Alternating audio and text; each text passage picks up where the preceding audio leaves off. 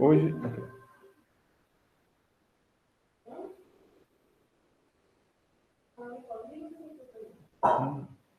Eu comecei a gravar a aula aqui agora. Boa noite a todos. Estou aqui começando essa aula de hoje, né, de hidrologia para a turma de agrimensura, né? Dia 27 de janeiro hoje. Então, nós vamos iniciar. Eu já vou deixar aqui para vocês compartilhado, né, a tela do computador, para a gente poder iniciar as nossas discussões aqui. Bom, beleza. Então, já está gravando, né? Já estou gravando a aula, né? E quem tiver alguma pergunta, alguma dúvida, pode abrir o microfone e falar, tá? A gente vai tirando as dúvidas que porventura apareçam aí, né? Então, gente, nós vamos pedindo ao pessoal aí que participe mais das aulas, né? Que possa participar mais, para que as coisas fluam melhor, né? Sempre bom quando o aluno participa mais, que as coisas fluem melhor. Vamos entrar aqui, então, na página da disciplina. E vamos logar aqui na página da disciplina, né? Vamos logar aqui.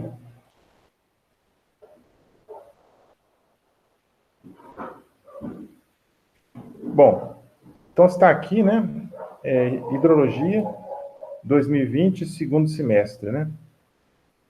Bom, gente, então tem aí, ó, vocês estão vendo aí, tem aqui avisos, né? Introdução à hidrologia, um pequeno vídeo sobre a hidrologia, o PPT da disciplina, né? Que eu fiz e já deixei disponível para vocês.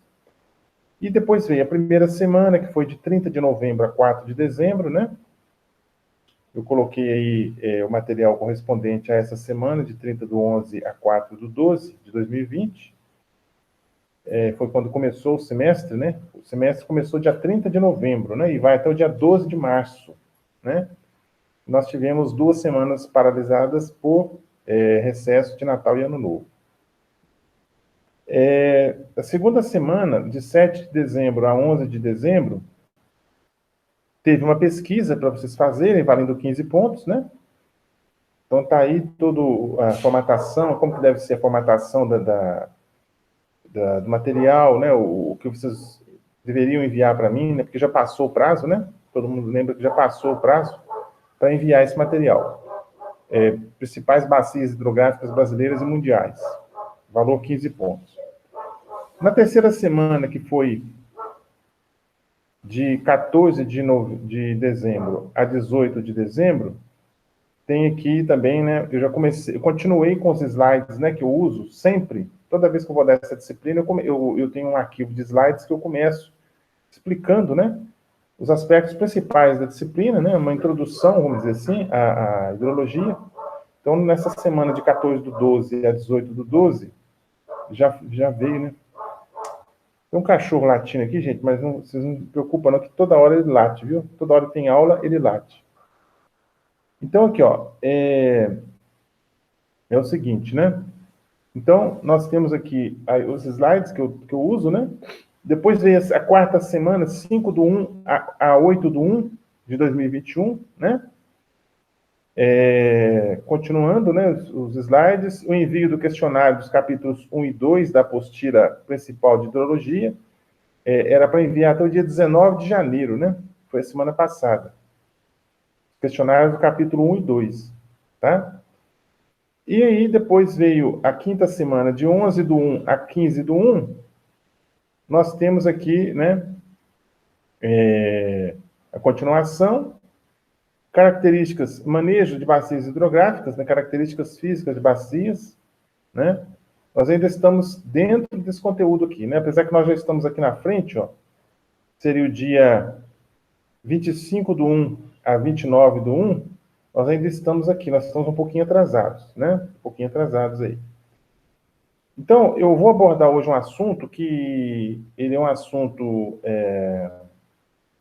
que normalmente ele demanda um tempo maior, né, para a gente poder conversar sobre ele.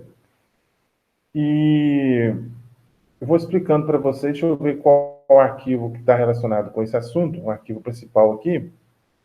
Vamos ver aqui, né? Vamos ver aqui qual é o arquivo, né? Tem aqui características de bacias hidrográficas, né? Características físicas. Isso está na apostila, gente. A apostila de hidrologia tem lá o capítulo... eu não sei se eu estou com ele aqui. Acho que não está aqui agora não, né? A apostila de hidrologia tem o capítulo 2, me parece, que fala de bacias hidrográficas. Então, esse capítulo 2 fala bastante de bacias hidrográficas. É interessante que vocês possam entrar nesse arquivo e se inteirar do assunto lá, né? Então, tem aqui precipitação média da bacia hidrográfica e características fisiográficas. Vamos ver se é esse aqui, né? Isso, vamos lá. Tem esse, né? Deixa eu voltar no outro aqui. Exercício de fixação, né? As videoaulas. A segunda apostila, da apostila texto do curso de hidrologia. E aqui depois já vem uma outra atividade avaliativa que eu vou falar para vocês na outra semana, né? Então, vamos lá. Precipitação média na bacia hidrográfica e características fisiográficas.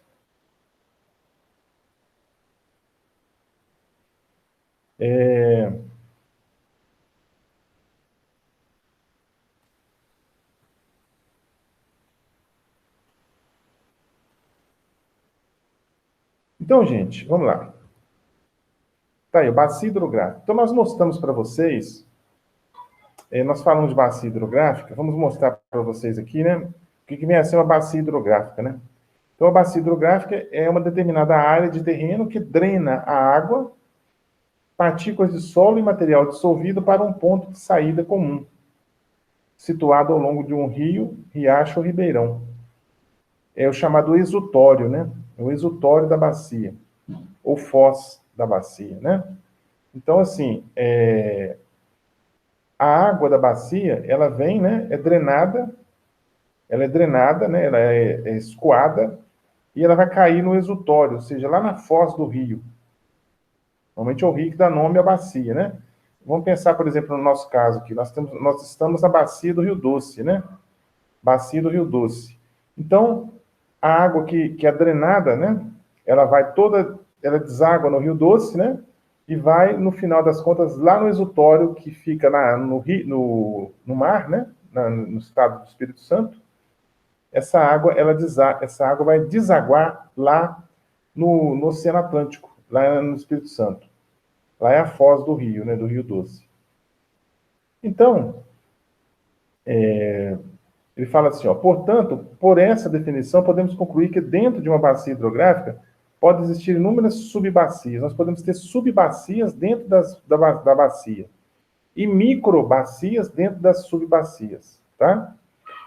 Por exemplo, São João Evangelista está dentro da microbacia do rio São Nicolau, subbacia do rio Suaçuí Grande e bacia do Rio Doce. É a posição de São João Evangelista, né? Então, assim, cada cidade, né, está localizada aí dentro de uma situação dessa. Você pega Valadares, por exemplo, já muda, né? A bacia ainda é a bacia do Doce e a subbacia, a microbacia mudam, né? Dependendo da posição da cidade. Então, aqui, ó, nesse desenho que eu estou mostrando para vocês aqui, tem várias subbacias, ó. Subbacia 1, subbacia 2, subbacia 3, 4, né? E aí vai até a subbacia 19, né? Até a subbacia 19. Então, quando nós estamos estudando hidrologia, nós vamos ver o quê? Nós vamos ver o estudo. Nós não vamos estudar a cidade separadamente, nós vamos estudar a bacia hidrográfica onde a cidade está. O que interessa para a gente são as características da bacia onde a cidade se encontra. É o que mais interessa para nós. Não necessariamente a cidade pontualmente, né? Não interessa, assim, de uma forma direta, o que acontece exatamente com a cidade de São João Evangelista, mas o que acontece com a microbacia onde está a cidade de São João Evangelista. Te dá uma visão mais global da situação, né? Como é que está a questão da conservação ambiental, a questão da poluição, né? A questão da preservação do solo, das nascentes, das matas ciliares, das matas de topo de morro, das áreas de preservação ambiental, etc. Bom, aqui, ó, nessa foto, né? Essa foto, ela é uma foto que foi tirada lá da cidade de Volta Redonda, né? Rio de Janeiro, né? E tem aqui ele mostra, né? Essas setinhas estão mostrando exatamente a bacia, né? A bacia, dá dando para ver direitinho a bacia aqui, ó. Essa área, né? Essa área que você tem aqui circundada por uma linha imaginária que passa pelos pontos mais altos, você tem aqui a bacia hidrográfica, onde está essa região da cidade, né? Então, uma cidade pode estar dentro de várias subbacias, dependendo do porte da cidade, né? Por exemplo, São Paulo, né? São Paulo é uma cidade muito grande, então ela está dentro de várias subbacias. Ela não está dentro de somente uma subbacia, ela está dentro de várias, né? Então eu preciso estudar cada subbacia separadamente para poder depois ter uma visão geral do todo, né? Bom, divisores de água, né? Então, os divisores de água. O divisor de água, ele representa os pontos mais altos que nós temos na bacia, os pontos de maior cota, né, os pontos mais altos, e que vão delimitar a partir de onde a água vai escoar. Então, tem essas setinhas aqui, ó, essas setinhas pretas. Eu tenho aqui um divisor de água aqui em cima, onde o mouse está mostrando para vocês agora aí. Ó. Tem um divisor de água aqui em cima. É uma linha, né? Aqui em cima. É uma linha imaginária, né?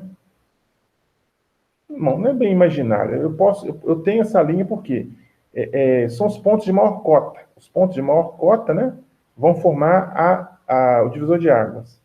Então, o divisor de águas. Do lado esquerdo do divisor de águas, a água escoa para o lado esquerdo.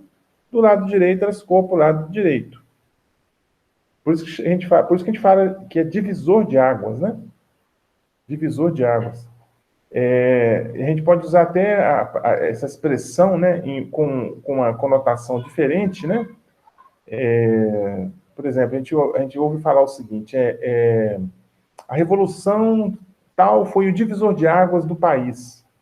A revolução de 64 foi um divisor de águas do Brasil, para o Brasil. Significa que a revolução ela marcou o início de uma era e o fim de uma era e o início de outra. Então se usa com essa conotação aí, né, com outras conotações aí.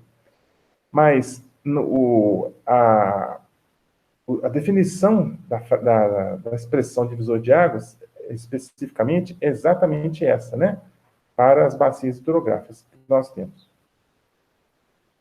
Então ele fala o seguinte, ó, divisor de água. Se o solo da bacia é muito impermeável, né?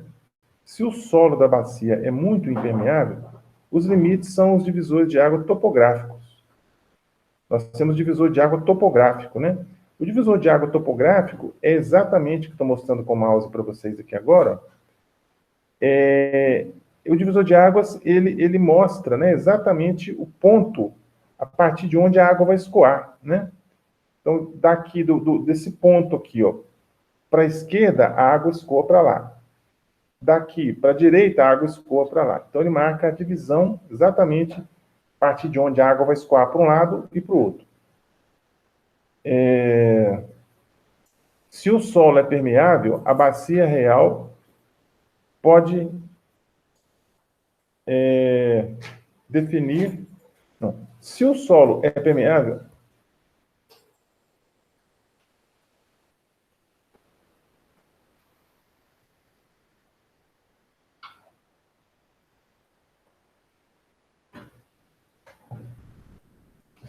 Estranho. Não. Está fechado aí embaixo. Você está levando a chave? Tá. Com Deus, te amo.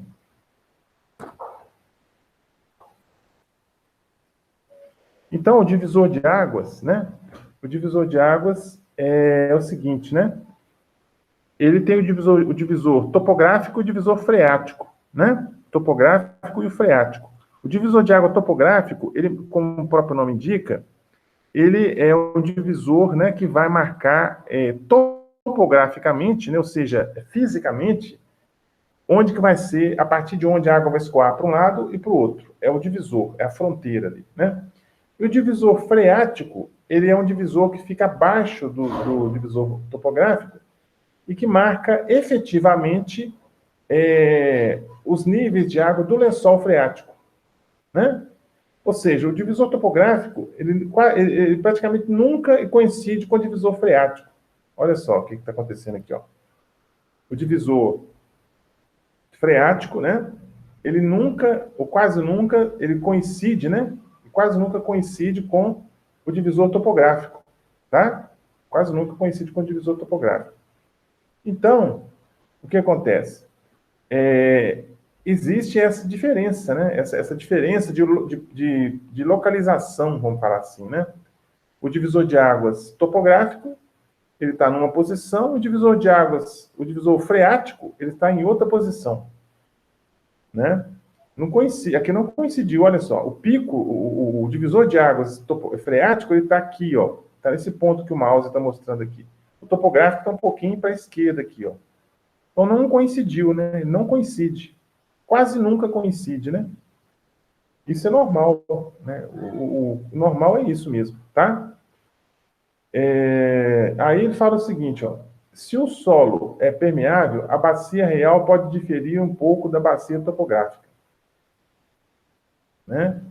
O solo é permeável. Na prática, são usados os limites topográficos. Então, na prática, né? Na prática, nós temos o quê? Nós temos, na prática, nós temos o divisor topográfico, os limites topográficos é que são utilizados, né? Para a gente fazer os desenhos, as inferências todas que a gente faz, a gente usa o divisor topográfico, tá? Divisor topográfico. Aqui, ó, nós temos a bacia hidrográfica, né? Então, a bacia hidrográfica, né, nós temos o quê? A bacia hidrográfica é como se fosse uma folha, né? Se você olhar na internet, aí, alguns autores usam essa analogia, né? Usam essa comparação aí da bacia hidrográfica com uma folha. Por exemplo, vamos imaginar que isso aqui é uma folha de couve, né? Isso aqui é uma folha de couve, certo? Uma folha de couve. Então, nós temos o quê? A folha de couve, ela tem esse limbo aqui, ó, o limbo, né, que é o divisor de águas, né? Olha lá, o divisor de águas é o limbo. E aqui, as nervuras que estão aqui, elas são os tributários ou afluentes da bacia, tá? Então, nós devemos ter isso em mente, né? Nós devemos ter isso em mente, que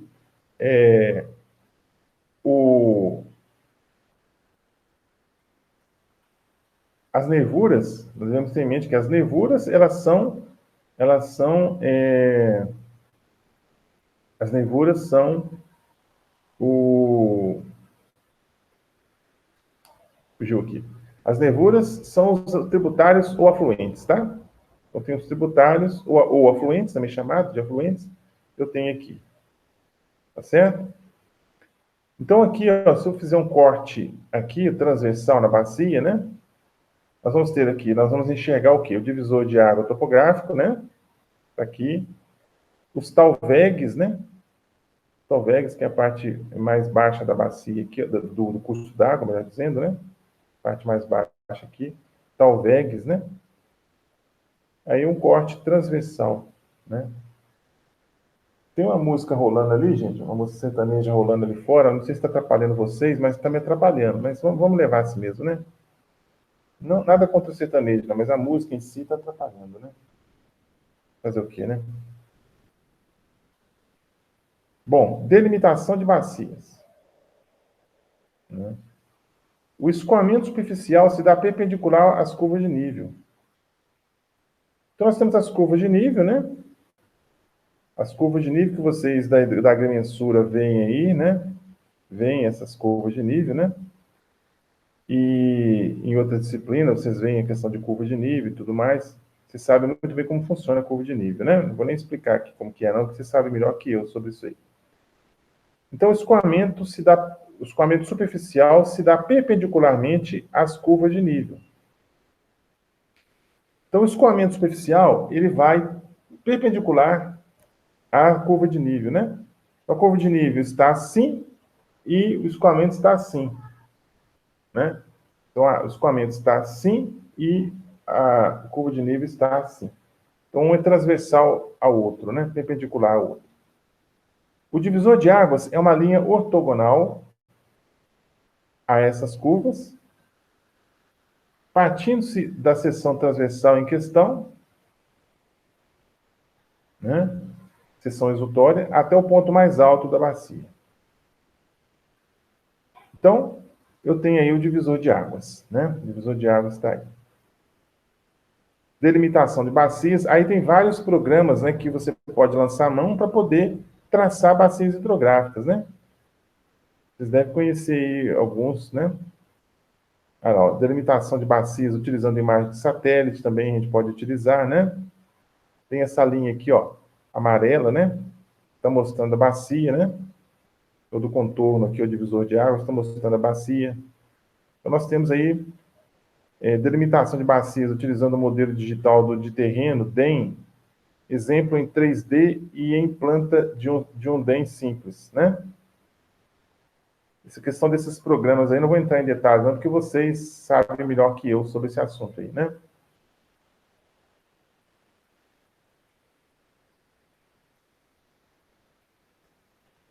O que mais que a gente pode falar aqui, ó?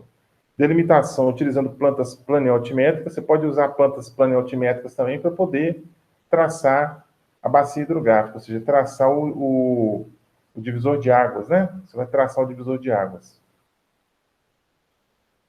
Eu estou mostrando aqui do lado esquerdo, né? Essa linha vermelha, né? Essa linha vermelha é o divisor de águas, né?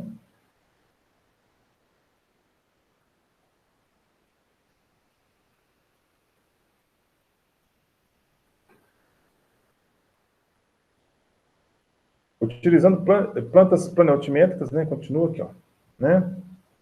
Posso lançar um monte de plantas planeoaltimétricas para poder fazer isso aí. Mapa do IBGE também eu posso utilizar, né? Olha lá, delimitação grosseira do divisor, né? Aqui está mostrando, né? Entre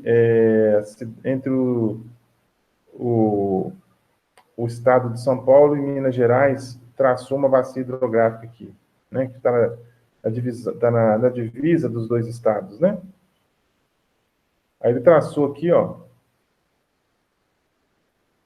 Ele traçou o divisor de águas. Traçou o divisor de águas, tá certo? Foi traçado aqui, ó. Aqui ele destacou a rede de drenagem, né? O que está marcado aqui com essa coloração rosa aqui, ó, é a rede de drenagem, né? O que está em azul também é a rede de drenagem de outra bacia, né? Então ele foi traçando, né, utilizando essas cartas planeoaltimétricas para poder obter aí o divisor de águas e a rede de drenagem como um todo, né? Aqui é divisor de águas, ó, vai estar contornando aqui essa rede de drenagem, ele contorna aqui, né? Então, o que está em rosa, né, é exatamente a rede de drenagem, tá? Aí, ó, localização dos pontos altos e cotados, né? Então, tá aqui os pontos altos, né? Tá aqui, vou fechar a porta ali, gente, que tá me atrapalhando aqui a música.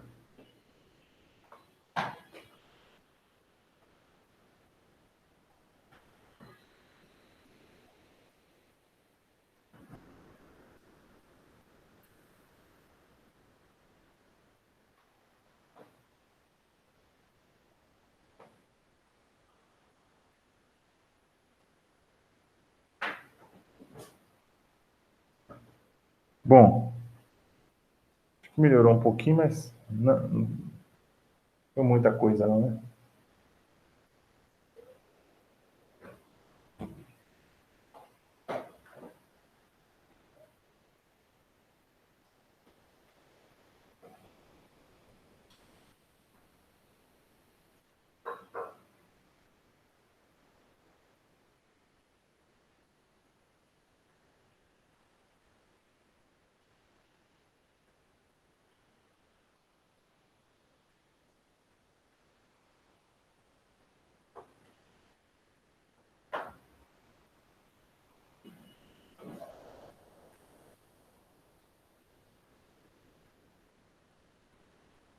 Então, veja bem, gente, voltando aqui, precisa resolver umas coisinhas ali. Bom, nós temos aí, então, a rede de drenagem, né, da bacia hidrográfica, né?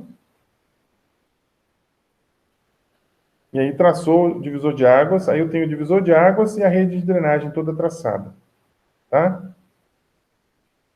Eu vou juntar os pontos mais altos, eu junto os pontos mais altos, aí eu vou obter o quê? Eu vou obter exatamente a bacia hidrográfica, né? O contorno em vermelho aqui, ó, o contorno em vermelho, certo? O contorno em vermelho é exatamente, corresponde à bacia hidrográfica. E aqui, o que está marcado de rosa, volto a dizer, é a rede de drenagem. O destaque do rio principal e pontos de cruzamento das curvas de nível. 20 metros, com o curso d'água. Então, as curvas de nível são marcadas de 20 em 20 metros, né? Então, esse aqui é o rio principal, né? O rio principal está aqui, ó, marcado, né? De rosa aqui, ó. É o rio principal. Normalmente é o que dá um nome à bacia, né? A bacia hidrográfica. Destaque do curso d'água no trecho de jusante. Então, o curso d'água, né? Marcação do curso d'água, que é jusante, né? Depois, né? O que vem depois, né? Jusante é o que vem depois. Características físicas. Características físicas, né? Importância, né? É muito importante, gente, essas características físicas aí. É muito importante a gente conhecer, né? Essas características físicas, porque a partir do conhecimento das características físicas é que a gente vai poder falar alguma coisa sobre a bacia hidrográfica. Inclusive, uma das atividades que eu vou deixar para vocês aí, posteriormente, né? Talvez na próxima semana já, é uma resenha sobre um artigo científico que, né, foi feito na Cachoeira das Pombas, né, em Guanhães, exatamente estudando, né, mostrando essas características físicas e falando mais algumas coisas interessantes lá. Eu sempre uso esse artigo porque, como é um artigo que foi feito, um trabalho que foi feito, né, melhor dizendo, um trabalho que foi feito aqui na região de Guanhães, dá um contexto bem melhor para a gente, né, entender alguma coisa que está próxima a nós aqui. E isso aí vai ajudar a gente a entender melhor, né, para que servem, né, essas características físicas, né, esses coeficientes que nós vamos falar aí. Então, importância. Comparação entre bacias hidrográficas. Então, os coeficientes, né, as características físicas, né, os coeficientes que nós vamos falar, eles permitem uma comparação entre bacias hidrográficas. Então, eu posso ter, por exemplo, a bacia do Rio Doce e a bacia do Rio Grande. Aí eu falo que o fator de forma de um é tanto, o fator de forma do outro é tanto. Então dá para eu comparar, né? Usando somente o fator de forma, falar alguma coisa de comparação entre essas duas bacias. Então permite comparar, né? Bacias hidrográficas. Mesmo que elas estejam longe, né? Mesmo que elas não sejam próximas. Permite também transferência de dados entre bacias vizinhas. Quando você não tem dados da bacia vizinha, dependendo também da situação, eu posso fazer a extrapolação de dados, né? Transferência de dados entre essas bacias vizinhas, tá? Então, assim, isso permite que você faça exatamente essa transferência, né? Muito importante isso. Porque às vezes eu não tenho informações da bacia vizinha. Projeção do comportamento da bacia no futuro. Então, eu posso falar alguma coisa do futuro da bacia. Como que vai ser o comportamento da bacia no futuro? É uma projeção, né? É uma perspectiva do que pode acontecer no futuro aí. Fórmulas empíricas e regionalização. Então, essas fórmulas, né, as características físicas permitem também que você utilize essas fórmulas empíricas, né, e permite também regionalização de informações. É importante também nesse sentido. Então, nós temos aqui características físicas. Área da bacia, né, importante, área da bacia, a forma da bacia, uso e tipo de solo, né? Declividade dos terrenos, declividade dos cursos d'água, ordem dos cursos d'água e densidade de drenagem. Né? Tem outros, né? Tem outros também, mas aqui ele colocou esses, né? Esses aqui, tá? Então, esses 3, 6, 7. Esses 7 aí. Então, a área da bacia. Como que a gente vai obter a área da bacia? Como que a gente obtém a área da bacia?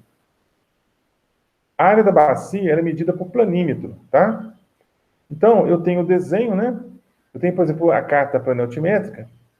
Eu vou traçar a bacia, né? Depois que eu traçar a bacia, eu vou, claro, né, eu vou traçar o divisor de águas, a rede de drenagem, né? No meu caso aqui, para medir a área da bacia, eu preciso principalmente do divisor de água, do contorno do divisor de águas, né? Principal aí. Então, eu vou usar um planímetro. O planímetro é um instrumento que me permite calcular área a partir desse instrumento, uma área de formato, de uma figura de formato irregular, né? Ou de formato desconhecido. Por exemplo, essa bacia que está aqui, ó, que eu estou mostrando aqui, ó, essa bacia que está em azul aqui, ela tem um formato desconhecido. Ela não é um quadrado, ela não é um retângulo, ela não é um círculo, né? Não parece com nada, né? Então, como que eu vou calcular a área disso aqui? Ou eu jogo num programa desses aí, no AutoCAD ou em outros programas mais simples, ou então eu uso um planímetro, né? E existe planímetro muito barato hoje no comércio aí, né? Você compra, inclusive no Mercado Livre, você acha, né? Planímetro digital, né? É bem barato isso aí, né? Dá para você comprar, né? Poder utilizar nas suas medições. Inclusive brasileiro, né? Um produto brasileiro, um planímetro brasileiro. Os mais antigos são importados, né? E vêm com o manual em inglês, e fica meio, um pouquinho mais restrito, né? O uso, né? Nem todo mundo tem acesso aí ao inglês, né? Então, tendo as informações em português, fica bem mais tranquilo da gente poder trabalhar, né? Então, a área da bacia é medida por planímetro, calculada a partir de imagens digitalizadas, né? Eu posso digitalizar uma imagem, né? E calcular a área da bacia, tá certo? Aproximação por composição de figuras geométricas. É uma aproximação, como o próprio nome indica, né? Não é o ideal, né? O ideal é que você, né, faça a medição com o planímetro mesmo, que vai te dar uma área muito precisa, né? A área que você vai encontrar vai ser um valor muito preciso, né? Normalmente é dado em quilômetros quadrados, né? Ou pode ser dado em hectares também, mas normalmente no caso de bacias geográficas, o estudo de bacias geográficas, as informações de área vêm em quilômetros quadrados, certo? Essa aproximação por composição de figuras geométricas, ela não vai te dar um valor tão preciso, né? É uma aproximação. Efeito da área nas vazões máximas. Então, duas bacias sujeitas à mesma chuva, né? Então, quando eu tenho duas bacias sujeitas à mesma chuva, a bacia grande tem maior tempo de resposta e maior armazenamento, tá? Ou seja, essa água, né, que está sendo drenada, ela vai ter um tempo maior, né, para contribuir para a vazão no exutório, né? Vai demorar mais, né, para contribuir para a vazão no exutório. Então, a vazão ela vai ter, né, depois, na hora que a gente vê os hidrogramas, nós vamos ver exatamente isso, né? Duas bacias sujeitas a chuvas diferentes, agora, né? Distribuição espacial de uma chuva curta e intensa cobre uma pequena área, diminuindo a região de influência. Efeito da área nas vazões mínimas. Efeito da área nas vazões mínimas. Grandes bacias mantêm mais a vazão durante os períodos de estiagem, né? Exatamente isso. Quando eu tenho, por exemplo, um rio grande, né, um rio maior, um rio de um porte maior, ou uma bacia maior, né? As vazões, né? As vazões, elas vão ser mais significativas. Significativas não é bem a palavra, elas vão ser mais importantes, né? Do que uma bacia pequena, né? A bacia pequena ela vai ter maior impacto de estiagem, por exemplo, né? Então, no período de estiagem, a bacia pequena ela vai sofrer mais com a falta d'água do que uma bacia de grande porte. E a bacia de grande porte ela tem contribuintes que vêm de várias áreas, né? Várias nascentes, vários rios que vão contribuir para esse rio principal, esse curso d'água principal. Bom, forma da bacia. Influência na infiltração, né? Então, a forma da bacia vai influenciar em quê? Na infiltração, ela vai influenciar na velocidade de escoamento, tá? Está influenciando nisso aí, na infiltração, na velocidade de escoamento. Áreas de florestas. As folhas e galhos retardam o escoamento. Nas áreas de floresta, né? As folhas e galhos retardam o escoamento. Nas áreas urbanas, como há pouca infiltração e grande velocidade do escoamento, há grandes picos de cheias, tá? Então, áreas urbanas, como há pouca infiltração, né? Porque ocorre mais escoamento, né? O escoamento é maior, os picos de cheias vão ser maior, né? E o tempo de concentração da bacia, que nós vamos ver posteriormente, né? O que vem a ser. Bom, aqui ele já fala um pouquinho, mas nós vamos falar um pouquinho sobre o tempo de concentração e depois falaremos mais sobre o tempo de concentração, né? Tem o tempo de concentração, o tempo de pico, o tempo de recessão e outros tempos, né?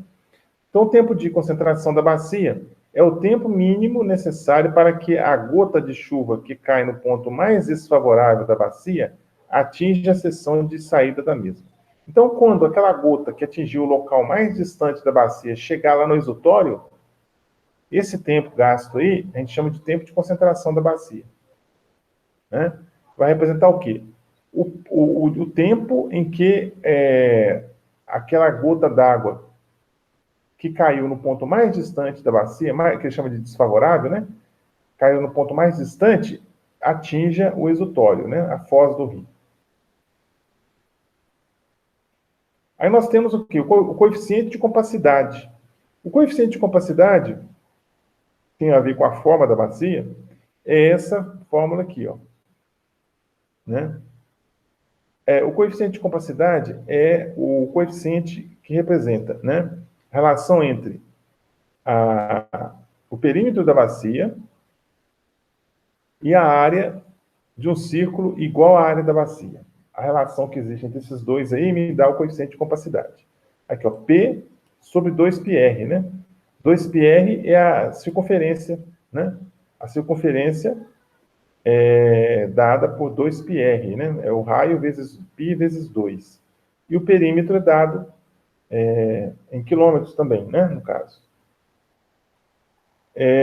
Aí, transformando na apostila, ele mostra como que deduz essa fórmula, como que a partir dessa fórmula aqui, ó, P sobre 2π, é como que a gente chega nessa fórmula 0,28, P sobre raiz quadrada de A.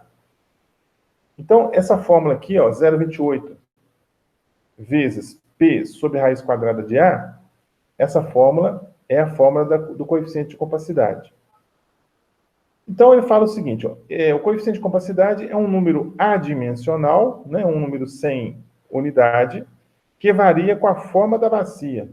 Varia com a forma da bacia, independentemente do seu tamanho. Tá? Então, o coeficiente de compacidade, ele tem aí vários valores, né? E depende da forma da bacia, né? Depende da forma da bacia. Quanto mais irregular for a bacia, tanto maior será o coeficiente de compacidade. Né?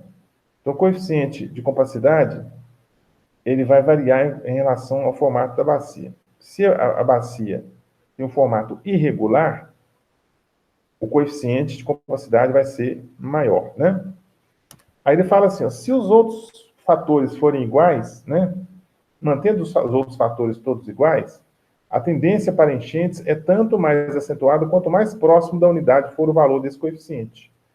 Kc igual a 1, é uma bacia circular. Kc é maior do que 1, né, ou bem maior que 1, é uma bacia alongada. Tá? Então, quando você calcula o coeficiente de compacidade e ele dá próximo a 1, 0,90 e poucos, né? 1,05, coisas do tipo, né?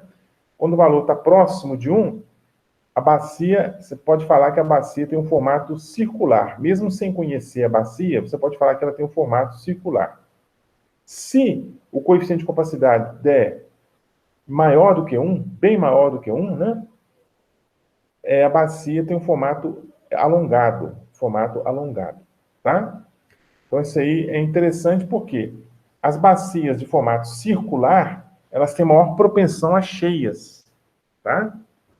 A bacia de formato circular, né, elas têm maior propensão a cheias. Então, quando eu vou trabalhar, né, e vejo lá, encontrei o valor de Kc é igual a 1, ou muito próximo de 1, eu sei que essa bacia é circular, né, e que a chance de cheias dessa bacia é bem maior. Beleza? Então, esse é o fator, o coeficiente de compacidade. Coeficiente de compacidade. Ou fator de compacidade, também chamado, né? Fator de forma. O fator de forma, ele vai ser o quê? O fator de forma, ele vai ser a largura média da bacia dividido pelo comprimento axial, né? A largura média da bacia dividido pelo comprimento axial. Nós temos depois exercícios, né?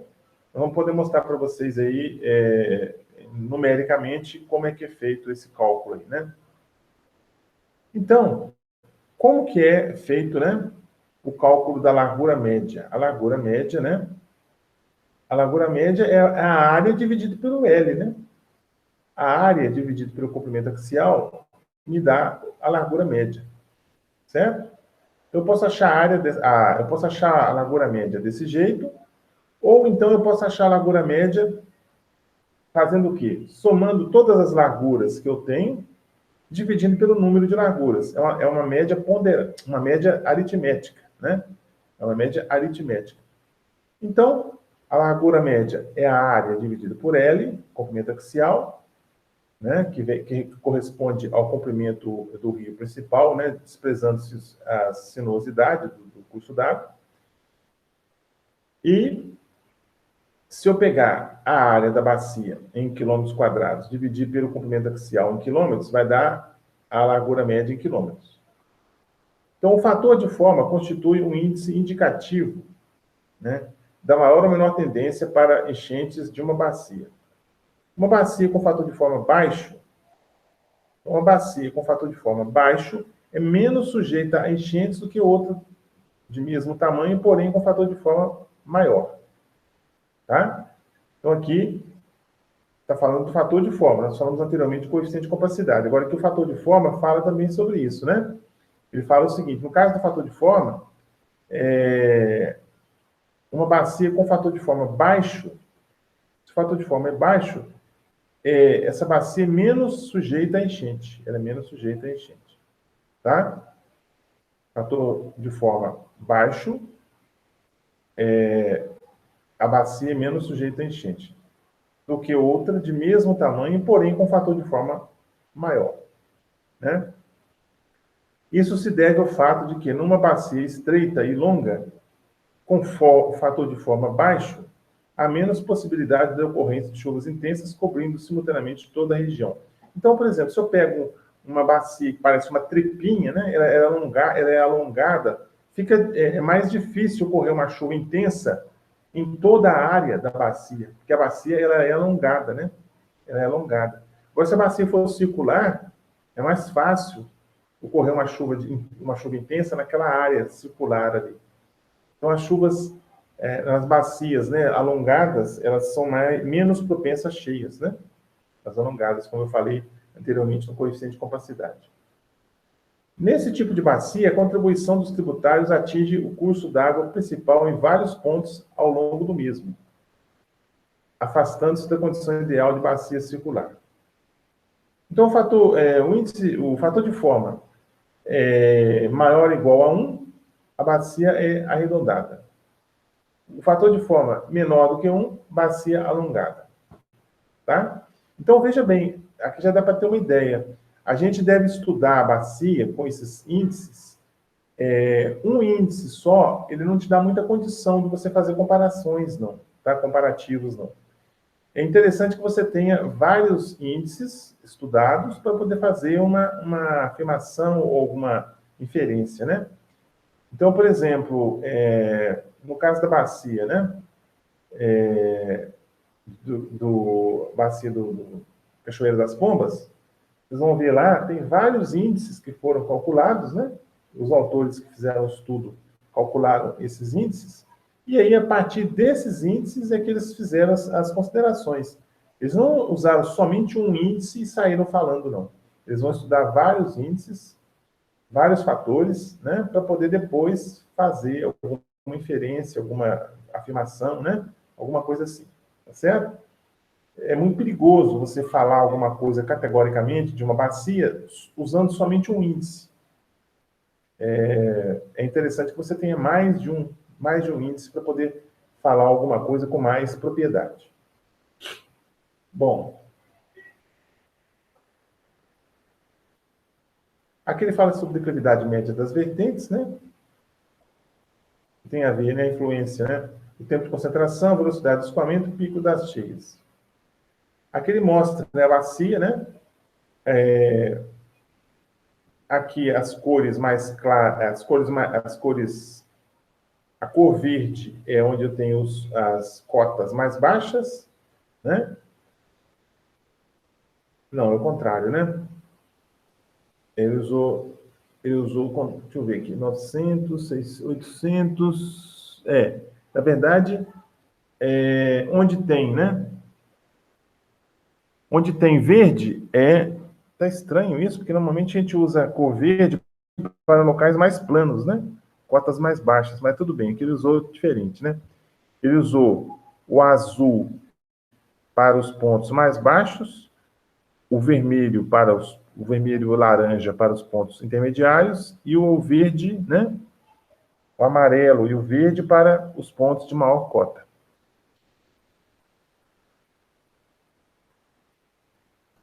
Bom, aqui é uma forma, né, de você obter o divisor de águas, não vamos entrar em detalhes sobre isso.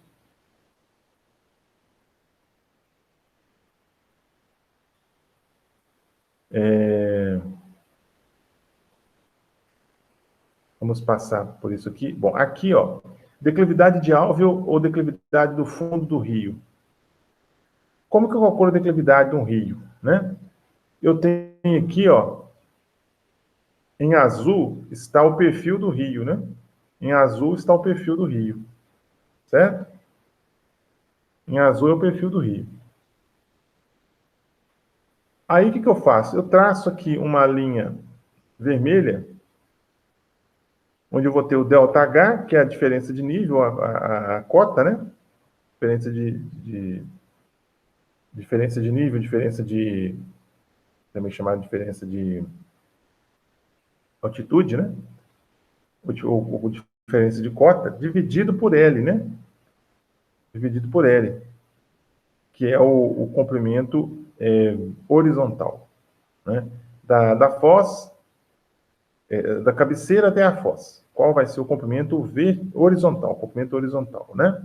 Que é diferente do comprimento do rio, né? O comprimento do rio, ó, é o que está em azul. Olha o comprimento vertical, é o L. É diferente, os dois são diferentes. Então ele fala assim, declividade baseada nos extremos, S1, obtida dividindo-se a diferença total de elevação do leito, né, pela extensão horizontal do curso d'água entre dois pontos.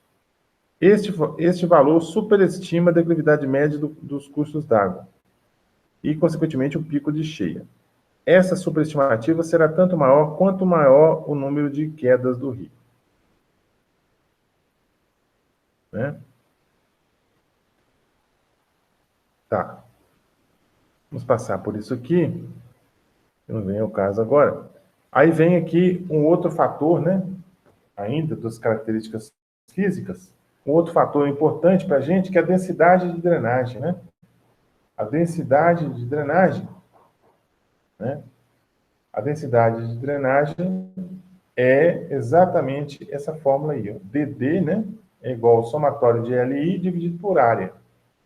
Então, quando eu somo eu somo os cursos d'água, né, o total dos cursos d'água dividido pela área, eu vou ter a densidade de drenagem. Então, eu tenho que conhecer toda a rede de drenagem, né? Não dá para ter essa ideia aí que eu preciso conhecer toda a rede de drenagem para poder exatamente calcular a densidade de drenagem, né? Então, a rede de drenagem precisa ser conhecida. Eu vou somar todos os cursos d'água, o comprimento de todos os cursos d'água, vou somar todos eles e vou dividir pela área, que eu já obtive lá atrás com o planímetro, né, que foi falado. Então, a densidade de drenagem varia inversamente com a extensão do escoamento superficial e, portanto, fornece uma indicação da eficiência de drenagem da bacia. Né? Quanto maior a densidade de drenagem, veja bem a afirmativa dele.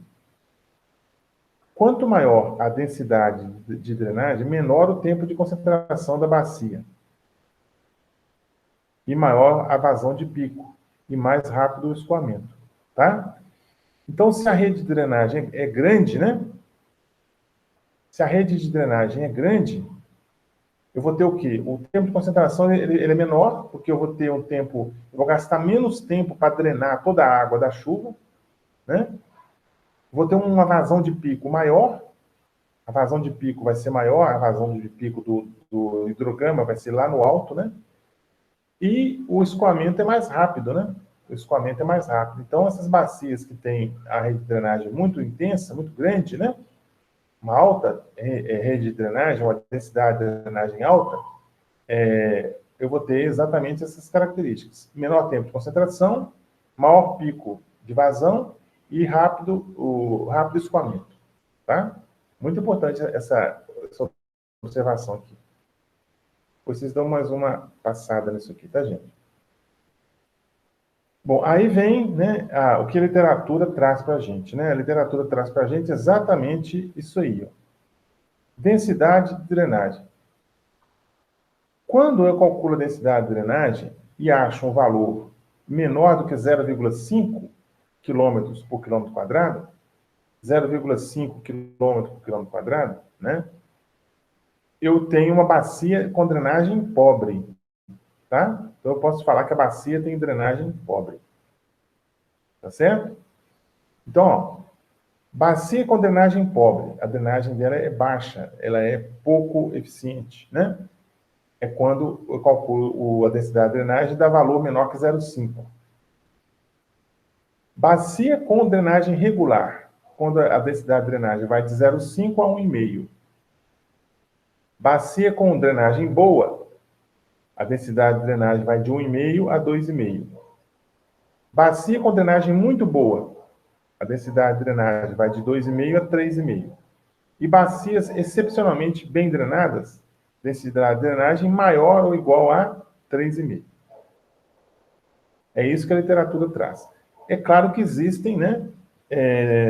Existem aí diferenças, né? Alguns autores usam outros intervalos, né? Não usam esses intervalos aí que eu trouxe aí, que esse autor está trazendo, na verdade, né? Desses slides aí. Então, mas de qualquer forma, a gente pode tomar isso aí como uma informação para a gente poder fazer as nossas considerações, né? Se eu pego, por exemplo, uma tabela, aí eu encontro a densidade de drenagem 1,8, né? Aí eu venho aqui, 1,8 vai estar entre 1,5 e 2,5, né? Então vai ser densidade bacia com drenagem boa, né? A drenagem é boa. Ela é boa, tá? Ela é boa. Certo, gente? Então, é isso aí, né? A densidade de drenagem. Curva hipossométrica. O que vem a ser a curva hipossométrica, né? Isso aí, gente, está na apostila, me parece que no capítulo 2, né? O capítulo 2 que fala sobre bacias hidrográficas, está no capítulo 2 da apostila da Universidade Federal da Bahia, que nós estamos adotando, né? Então, isso aí está lá, tá certo? Então, vocês podem depois, no caso, vocês podem dar uma conferida lá, né, na apostila. Ok? Então, o que acontece? A curva pissométrica, o que vem a ser? É definida como sendo a representação gráfica do relevo médio de uma bacia. Representa a variação da elevação dos terrenos da bacia com referência ao nível médio do mar, em relação à porcentagem de área de drenagem que existe acima ou abaixo das várias elevações. Então, eu tenho o quê? Se vocês puderem observar aqui, ó, no eixo X eu tenho o percentual da área, né? E aqui no eixo Y, a cota, ou altitude, né? Cota ou altitude, no caso aqui. Então, essa curva pissométrica é exatamente isso. Eu tenho o quê? Um desenho mostrando exatamente a relação que existe entre as cotas da bacia e o percentual que ela representa da bacia. Então, por exemplo, 50% da bacia, 50% da área da bacia está com altitude abaixo de 764 e 50% da bacia está com uma altitude acima de 764, exatamente a metade, né? Ó, 50%, né? Aí eu pego aqui 40 e poucos por cento, né? 40 e poucos por cento. Altitude média, né? Altitude média que é 770.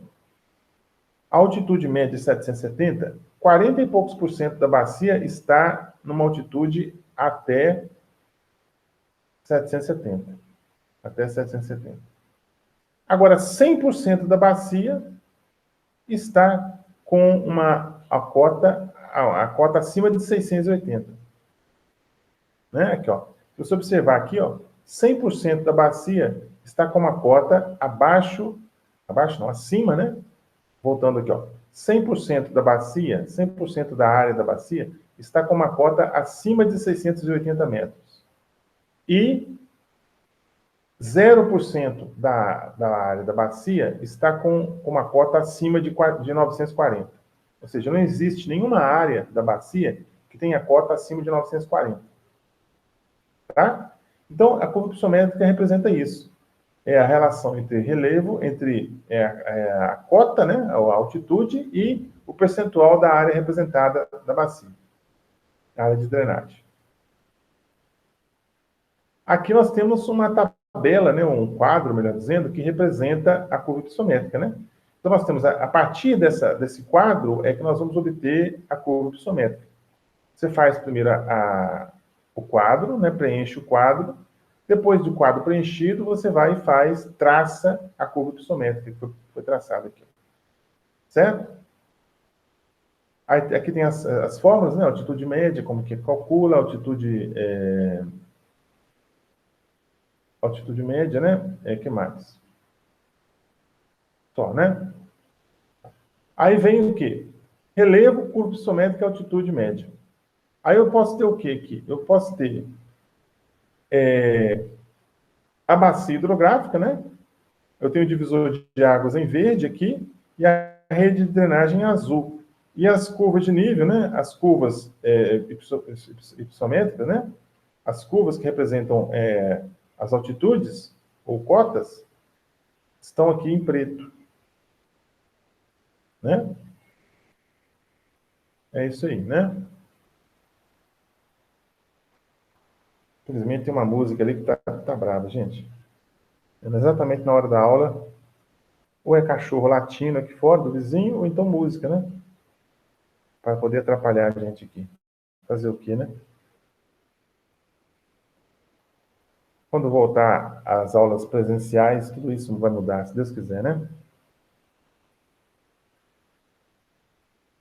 Bom, aqui, gente, tem um outro aspecto que nós podemos falar, né? Que é sobre a ordem dos cursos d'água, a chamada ordem dos rios, né? A ordem do curso d'água. Tem aqui o critério de Strahler e o critério de Orton, né? Strahler e Orton. O mais conhecido é o de Orton, a lei de Orton, né? Por exemplo, o que vem a ser as ordens dos cursos d'água? Por exemplo, no estudo lá da bacia do Cachoeira das Pombas, tem lá Curso, bacia, ordem da bacia, ordem 4, por exemplo. O que vem a ser isso, então? Então, vamos observar aqui, ó. É o seguinte. Aqui, ó, quando eu tenho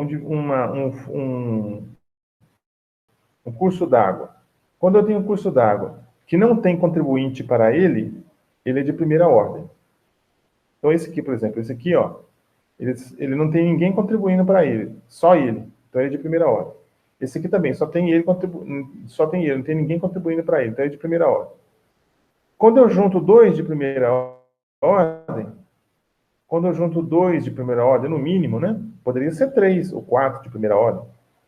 Aí ele passa para a ordem 2. 2 de primeira ordem, no mínimo, forma um de segunda ordem. Aí, aqui eu juntou um de segunda com um de primeira. Ele mantém segunda, né? Mantém segunda. Aqui, ele de primeira com o de primeira. Juntou 2 de primeira, formou um de segunda. Esse aqui é de segunda, então um de segunda com um de segunda dá um de terceira. Dá um de terceira. Né? Então, um de segunda com um de segunda dá um de terceira. Tá certo? Deixa eu só ver se a gravação tá normal aqui, gente, porque costuma cair, né? Deixa eu ver aqui. Eu acho que tá normal, né? A gravação tá normal, parece que tá tudo bem, né? Tá tudo ok com a gravação. Voltando a dizer, eu vou disponibilizar essa aula para vocês, né? Vou disponibilizar essa aula para vocês aí. Eu não vou prometer que eu vou disponibilizar amanhã, não. Provavelmente vou disponibilizar essa aula na segunda-feira, porque sexta-feira eu vou viajar, né? Então, amanhã eu tenho aula à tarde e de manhã eu tenho que preparar uma aula. Então, assim, vai ficar meio apertado para fazer isso na quinta-feira. Na sexta, eu viajo, volto domingo de tarde. Aí na segunda à tarde, né? Eu tenho aula segunda de manhã. Na segunda à tarde eu faço essa disponibilização dessa aula para vocês lá no YouTube. Vamos voltando aqui então, né? Então aqui, ó, olha só. Esse aqui é de terceira ordem. Esse aqui também é de terceira. Juntou 2 de terceira, forma um de quarta. Tá aqui em lilás, aqui, o roxo, né? Formou um de quarta. Tá? Então, qual vai ser aqui, um de segunda? Com um de segunda, daria um de terceira. Só que aqui já é quarta, eu não posso reduzir a ordem do curso d'água. Então, se ele já é quarta, ele continua sendo quarta. Então, é um rio de quarta ordem, né? É um rio de quarta ordem. A ordem dele relacionado com o critério de Strahler ou de Orton, né? Isso dá ideia da densidade de drenagem, né, gente? Aí, ó. Esse aqui é um outro exemplo, né? Deixa eu voltar para o F11 aqui. Aí, ó. Então, eu tenho aqui, ó, exatamente, né? Eu tenho aqui os cursos d'água e as suas ordens, né? Primeira ordem, segunda ordem, terceira ordem, quarta ordem. E aí ele termina essa apresentação. Bom, ele termina, nós não terminamos, nós vamos pegar uma outra apresentação, né? Então, vamos voltar aqui e vamos ver, né? Vamos ver lá Vamos ver aqui, né? Onde a gente pode voltar aqui. Deixa eu ver isso aqui, bacias hidrográficas, né?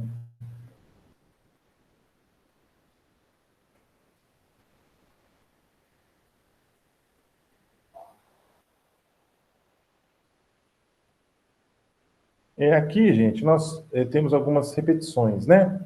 Vamos passar batido por isso aqui, porque nós já falamos algumas coisas relacionadas a isso, né? Essa apresentação da Universidade Federal de Campina Grande, né? Departamento de Engenharia Civil, características de bacias hidrográficas, da disciplina Hidrologia Aplicada, do professor Carlos Galvão, né? Então, aqui, ó, nós temos o seguinte: características físicas, nós falamos anteriormente também, já falamos sobre isso, né? Fator de forma, o índice de forma, falamos, né? Falamos aqui sobre índice de compacidade, também, né? Vamos ver o que tem de diferente aqui. A rede de drenagem falamos também. Densidade de drenagem também falamos. Número da ordem também falamos, né? Vamos só ver o que tem de diferente aqui. A declividade do rio principal também foi falado. Aí tem, né, a questão curva isométrica, que nós já falamos, né? Beleza, não tem nada de diferente, não, né? Vamos voltar aqui.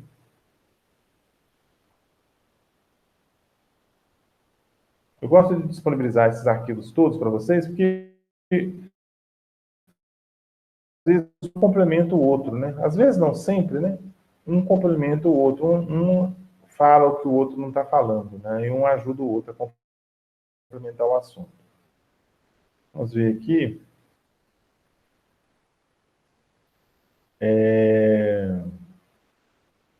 Tem aqui exercícios de fixação.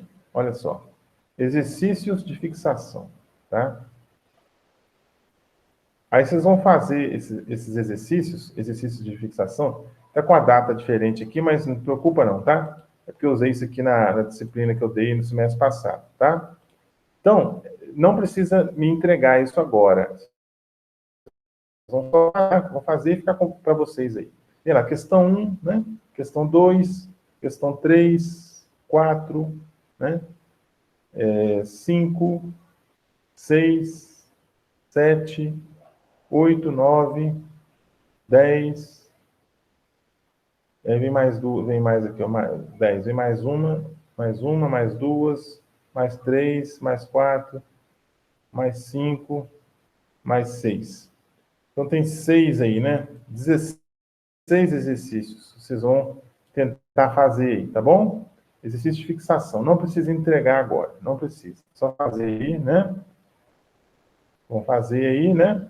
E vão deixar guardado no computador de vocês aí. Depois, se for o caso, eu peço para vocês enviarem para mim. Por enquanto, não, tá? Então, tem até uma observação aqui, ó. Por enquanto, não precisa entregar esses exercícios. Está aqui, ó, ok? Não precisa entregar os exercícios por enquanto. Esse manejo aqui, vamos ver o que tem aqui, né? Vamos ver o que tem aqui. Deixa eu abrir aqui esse arquivo.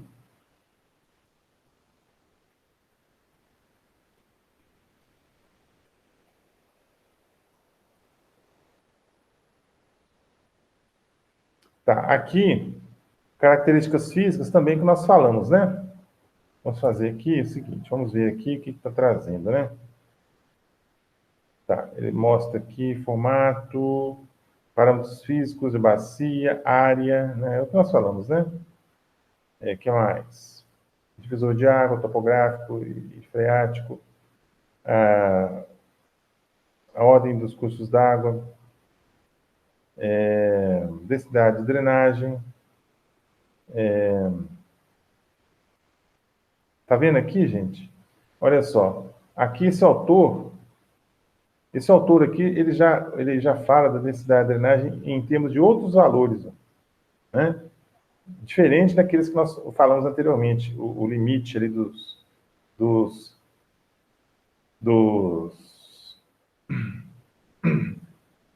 o limite da densidade de drenagem, né, dos fatores. Porque ele já usa outro intervalo, né? Quem está certo? Aí fica a questão, né? Os dois autores aí tem que chegar a um acordo aí, né? Forma da bacia, né? Forma da bacia. O que mais? O que mais que a gente pode olhar aqui? Curva isométrica, que nós falamos,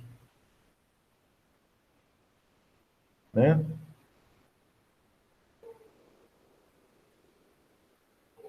Tem algumas questões no final aqui, né? Algumas perguntas. Beleza, é isso aí, né? Não tem muita coisa de diferente, não. Ou pouca coisa, né? Tem coisa de diferente.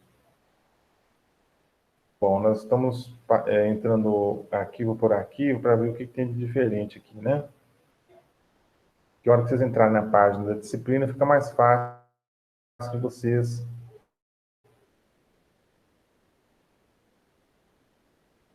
entenderem, né?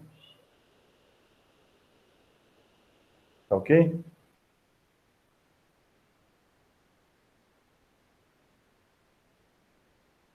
Tá ok, gente? Eu não sei se travou aí. Eu acho que deu uma travadinha aí, né? Não sei, né? Acho que tá ok aí, né? Vamos ver aqui, vamos voltar aqui.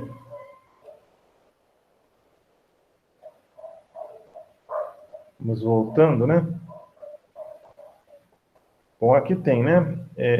Exercício de fixação, né? Segunda apostila do curso de hidrologia, né? Vamos abrir aqui só para vocês terem uma ideia aqui, né? Essa segunda é uma apostila de bacias hidrográficas que ajuda vocês a entenderem, né? Um pouco mais sobre o conteúdo que nós estamos abordando aí. É uma apostila da Escola Policlínica da USP, né? Departamento de Engenharia Hidráulica e Sanitária, a disciplina de Hidrologia Aplicada.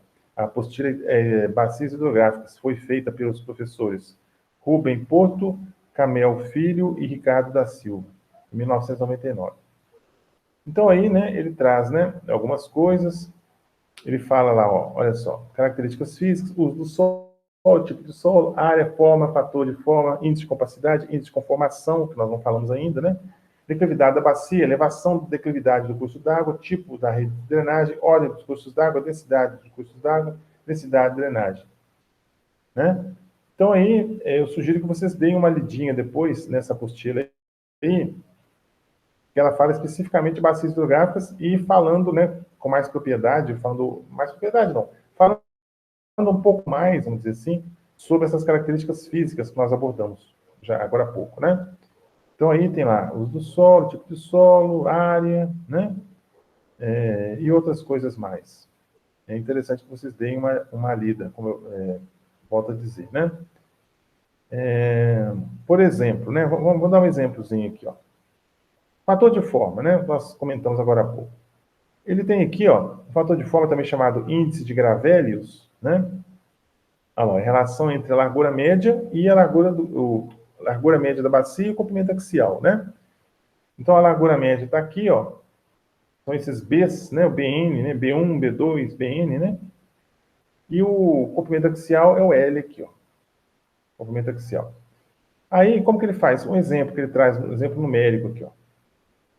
Ele pegou várias larguras médias, olha lá, essa largura média aqui é 17 quilômetros, essa aqui é 26, essa é 29, é 32, 29, 28, 25, 20. E o comprimento axial, 50 metros. Né? Depois que você passou o planímetro, né? Depois que você traçou a bacia, passou o planímetro, aí fica fácil você calcular tudo isso, né? Para poder calcular as larguras médias, você precisa de um curvímetro, né?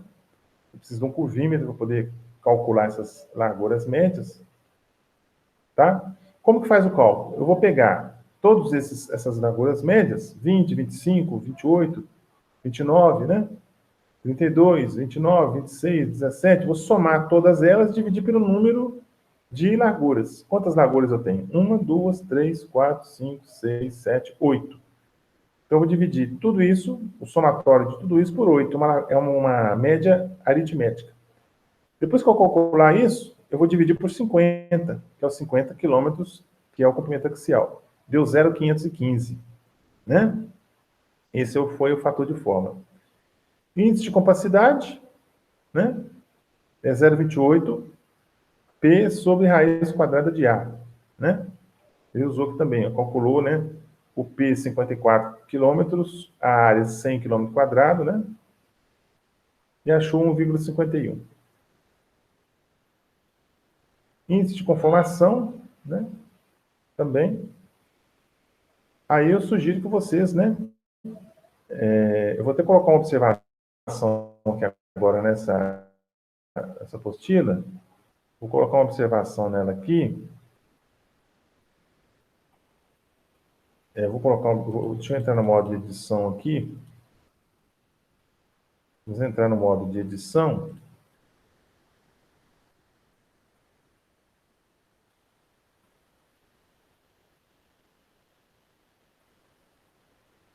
modo de edição, né?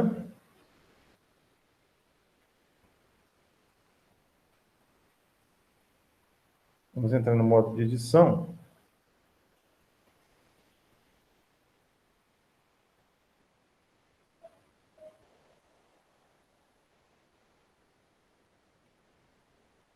Vou colocar uma observação aqui.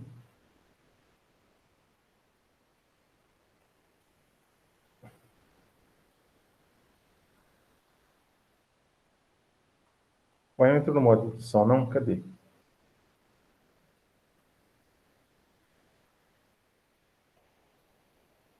Agora sim.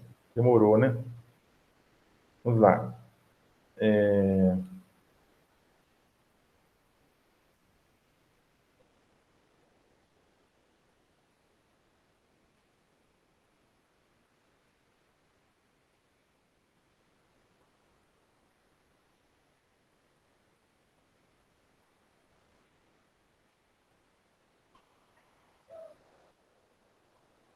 Deixa eu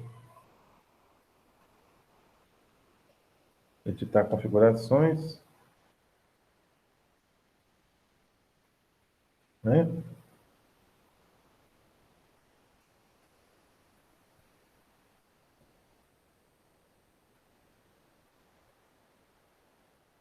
Aí eu vou, né, mudar aqui, deixa eu mudar essa informação aqui.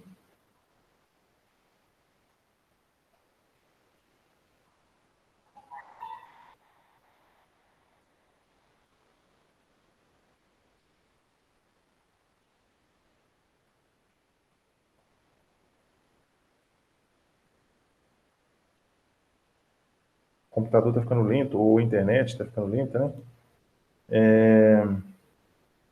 Ponto, delete, o que leia com atenção os aspectos abordados nessa apostila.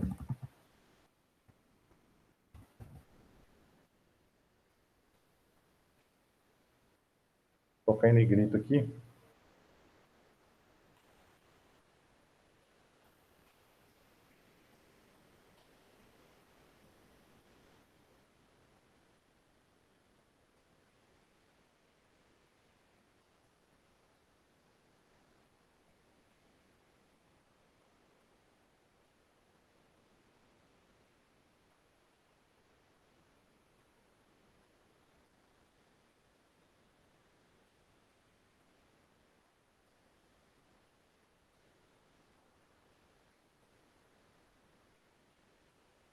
Beleza, né?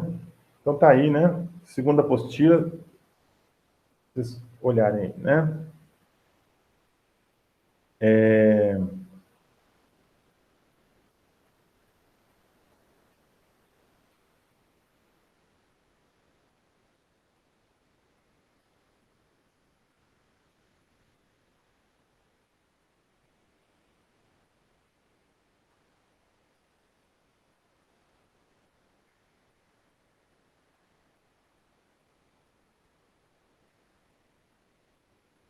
Aqui, gente, é o seguinte. Nós temos aqui para vocês a questão, né, do artigo científico Cachoeira das Pombas, tá? Então, esse artigo científico Cachoeira das Pombas, que está aqui na sexta semana, volta a dizer, nós estamos um pouquinho atrasados, né? Nós estamos aqui abordando assuntos que estão jogados, ou estão colocados, melhor dizendo, né? Jogados não, estão colocados na sexta semana. Então, ele aborda, né, o artigo científico das Cachoeira das Pombas de Guanhães, né? Então, ele está falando assim, ó, leia o artigo atentamente e faça uma resenha para enviar. Não é isso? Então, nós não temos nada, por enquanto, pendente aqui, não. Então, vamos colocar aqui, para essa outra atividade avaliativa aqui, nós vamos fazer uma edição aqui, e vamos colocar, né? Vamos colocar aqui qual vai ser o prazo, né? Hoje é 27/1. 27/1, vamos colocar aqui, né? Vamos colocar aqui dia 5 de fevereiro. 5 de fevereiro.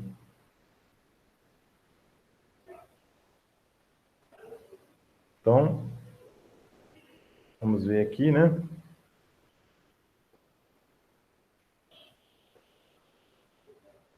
Faça uma resenha em PDF sobre o artigo científico da Cachoeira das Pombas, seguindo a mesma formatação da outra pesquisa realizada. Enviar para o professor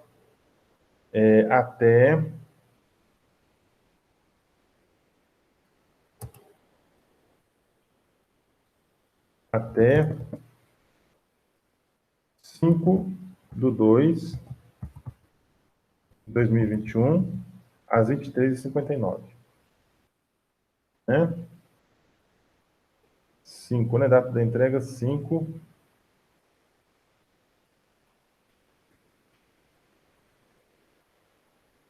h 23h59.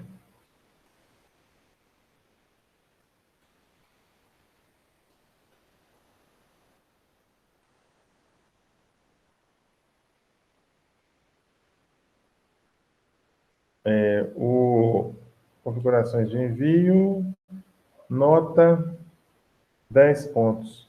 Na verdade, aqui vão ser 15 pontos, na verdade, né? 15 pontos. Salvar.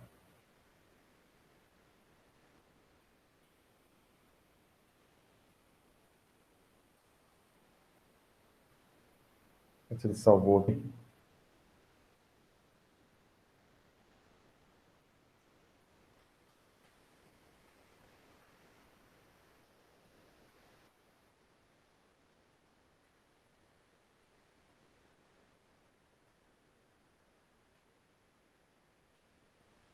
Nós estamos aí, fazendo uma resenha, até entrega até 5/2/2021, às 23h59. Certo? E exercício de hidrologia, fazer e enviar? Por enquanto não, né? Por enquanto não vai enviar, não. Eu vou tirar isso daqui. Vou tirar isso daqui.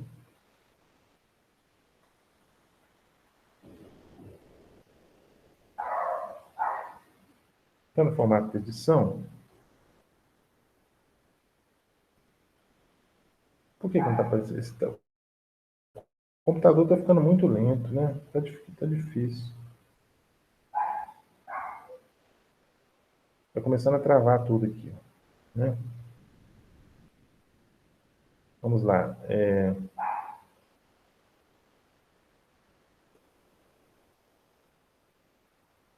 Cadê?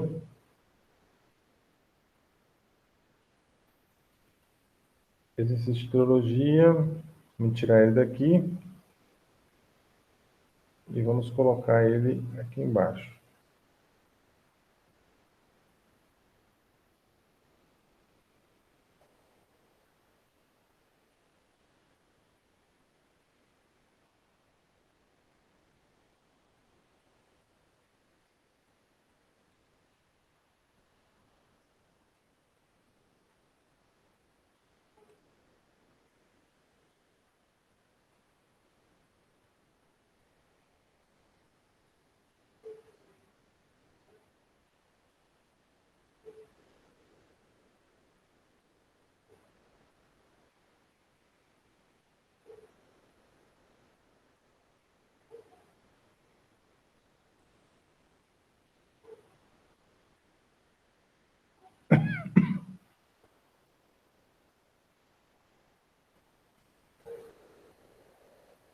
Beleza.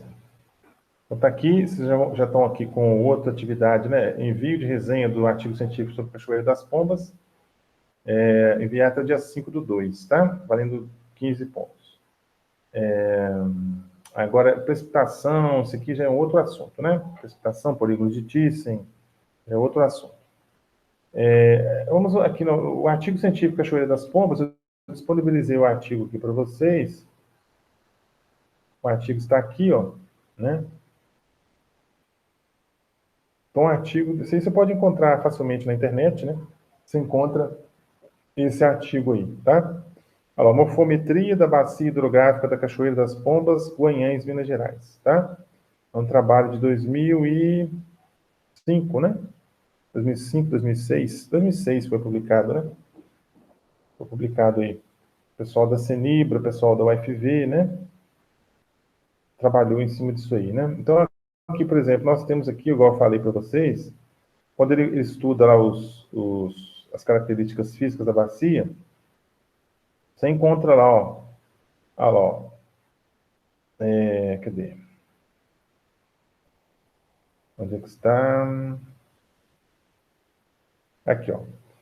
Quadro 3, né? Então tem lá, área de drenagem 6,91, 6,9, né, quilômetro quadrado, perímetro 14,8 quilômetros, coeficiente de compacidade 1,57, fator de forma 0,40, índice de circularidade 0,39, padrão de drenagem dendrítico, orientação nordeste, declividade mínima tanto, média tanto, máxima tanto, altitude mínima, média e máxima, declividade média, comprimento total dos canais, comprimento do canal principal, ordem da bacia, densidade de drenagem. Então, de posse de todas essas características, aí sim eu posso falar alguma coisa sobre a bacia com mais propriedade, né? Então, vocês podem ver que eu tenho vários índices aqui, vários fatores que me permitem fazer algumas inferências, algumas afirmativas sobre a bacia hidrográfica. Eu não estou usando somente um fator, somente um índice. O ideal é que se use mais, tá? Então, vocês vão ler esse artigo, né? E fazer essa resenha aí, né? A resenha, o que é uma resenha? A resenha é um comentário, é um resumo crítico, né? Você vai fazendo um resumo crítico sobre o conteúdo, né? Vamos dizer assim, né? Vamos falar que seja assim. Deixa eu sair do modo de edição aqui agora. Deixa eu ver aqui. Desativar a edição, né?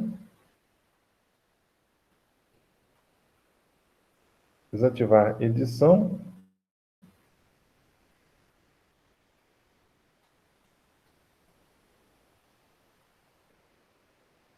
Beleza. Aí nós temos, né? Já estamos lá embaixo, né? Aqui de H, né? Nós vamos conseguir ajustar, né? O tempo, que o prazo com o conteúdo, né? Nós vamos conseguir fazer isso aí.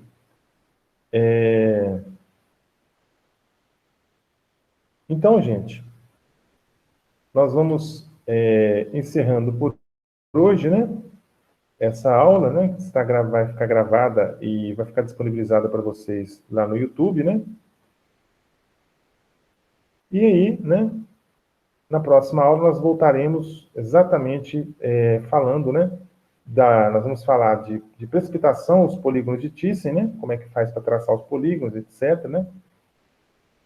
Uma videoaula que vai explicar os polígonos de Thyssen, a classificação de Horta, como nós já falamos aqui da Strahler, que é praticamente a mesma coisa, e aqui vamos disponibilizar a aula depois para vocês. Aí vai ficar tudo ok, né? Vai ficar tudo certinho, né? Vamos fazer os polígonos, precipitação média, Thyssen, então aqui já está falando a mesma coisa que falou na sexta semana. Então, eu já vou agradecendo a todos, né, que participaram da aula, né? A todos vocês aí do curso de agrimensura. Vou agradecendo a vocês todos aí. Vamos participar mais, gente, porque a gente precisa estar de acordo, né? Precisa fazer as coisas direitinho, né? Então, vamos fazer as coisas direitinho para que as coisas deem tudo certo no final, né? A participação está sendo muito restrita, né? Poucos alunos estão participando, né? Então, nós vamos pedir a vocês aí que possam estar aí mais atentos a isso, né?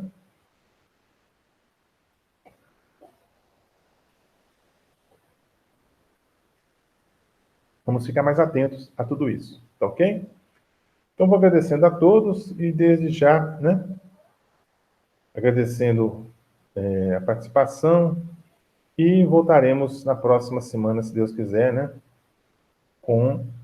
No dia, vai ser o dia, quarta-feira da semana que vem, vai ser dia 3, né? 3 de fevereiro, né? Então, nós vamos estar aqui, se Deus quiser, né? Caso assim Deus queira, para poder seguir adiante aqui, tá ok? Não esqueça da atividade avaliativa, né? E enviem direitinho, com atenção, né? Tem gente mandando as coisas sem atenção, está mandando coisa errada, né? Não é da turma de vocês, mas é bom prestar atenção, todo mundo, né? Então vamos prestar muita atenção para não mandar nada errado, nada que esteja em desacordo com o que está sendo pedido. Tá bom? Um abraço a todos, muito obrigado, e eu vou parando de gravar a aula por aqui. Um abraço a todos.